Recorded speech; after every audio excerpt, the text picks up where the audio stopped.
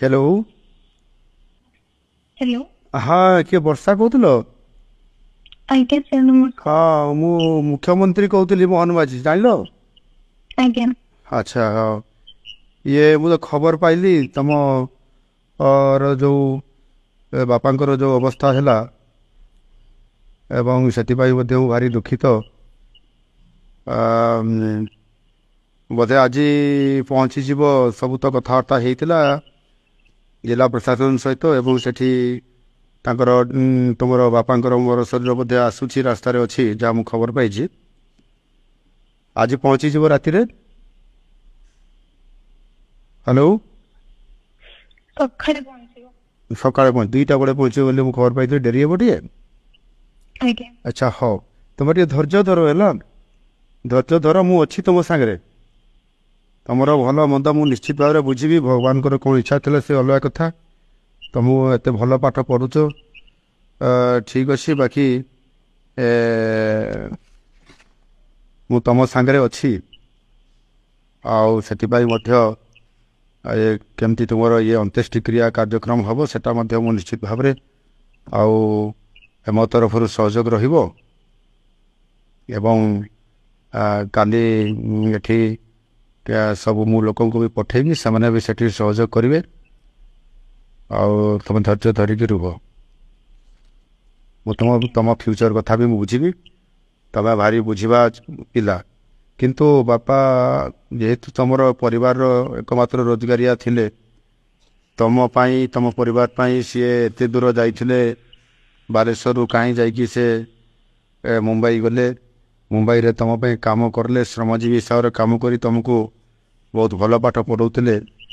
ଭଗବାନଙ୍କର କ'ଣ ଇଚ୍ଛା ଥିଲା ସେ ତ ଅଲଗା କଥା। କିନ୍ତୁ ନିଶ୍ଚିତ ଭାବରେ ମୁଁ ତମ ସାଙ୍ଗରେ ଅଛି ଏଇଟା ତମେ ଫିଲ୍ କରିବ ସବୁବେଳେ। ବୁଝିଲ?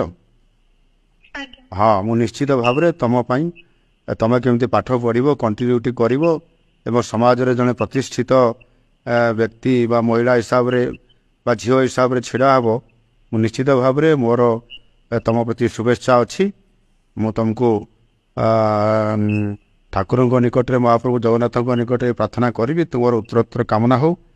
ବାପାଙ୍କର ଏଥିରେ ବହୁତ ବଡ଼ ତୁମ ପାଇଁ ପରିବାର ପାଇଁ ଅବଦାନ ଥିଲା।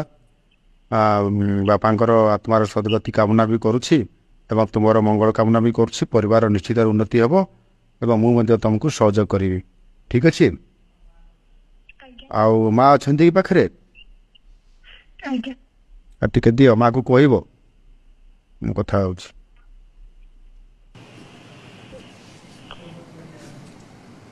ନମସ୍କାର ସାର୍। ହଁ ହଁ ହଁ ନମସ୍କାର।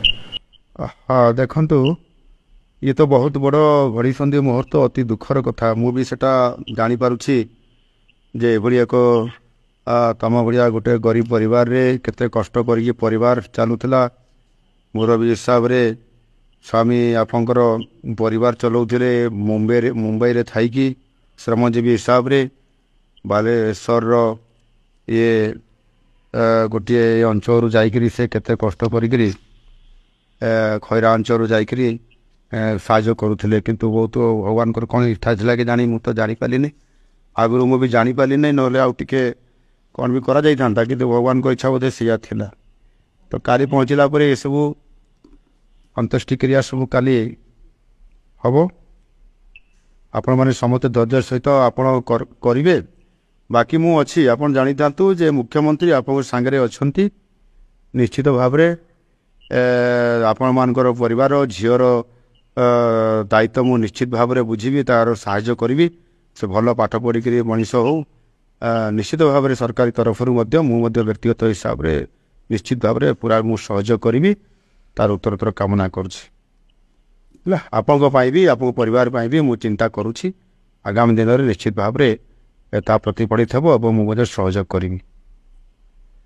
ଆମର ସେ ଏଠି ବି ଆମର ଅଛନ୍ତି ଯେଉଁ ଆପଣଙ୍କର ଅଞ୍ଚଳର ଯେଉଁ ଭାଇମାନେ ଅଛନ୍ତି ତାଙ୍କୁ ବି ମୁଁ ଆପଣମାନଙ୍କର ପାଖକୁ ଏବଂ ବିଭିନ୍ନ ସହଯୋଗ କରିବା ପାଇଁ ମଧ୍ୟ ତାକୁ ମୁଁ ପଠେଇବି।